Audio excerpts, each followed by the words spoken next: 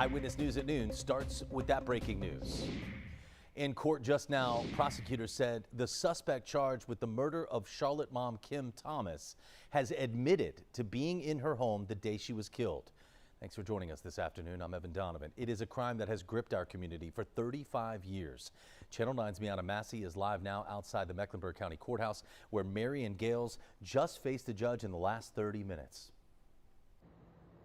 Well, Evan, I just stepped outside of that courthouse and Gales faced a judge just minutes ago. He's now being held without a bond. Well, prosecutors say he did admit to being in the home with Kim Thomas on that day she was killed 35 years ago. He also admitted to sexual contact with her.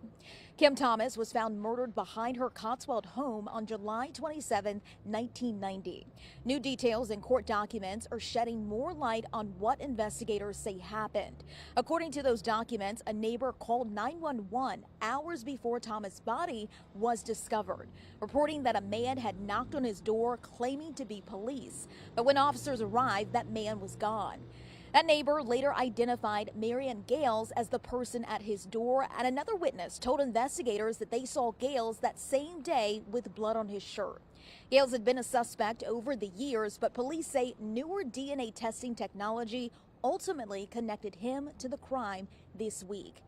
Well, again, Gales remains in custody without bond, and of course we will keep you updated with new details in this case as it continues to move forward. For now, Miana Massey, live in Uptown, Channel 9 Eyewitness News. An important case that a lot of people want to know about. Miana, thank you so much for that update.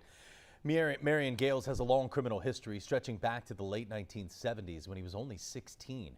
Gales spent 20 years in prison for manslaughter in the death of LaCoya Martin, a pregnant woman who was homeless at the time. He served 3 other prison sentences for burglary, theft, and assault. When he was 16, he was convicted of shooting a woman during a break-in on the same street Kim Thomas lived on. CMPD says this arrest all comes down to new technology and old DNA. Detectives first told Channel 9 about the evidence back in 2010. Now, lab reports from 2023 detail just how that technology has advanced. Last year, new DNA testing found that Gales' genetic profile matched DNA recovered from Thomas's body and a rug in the home.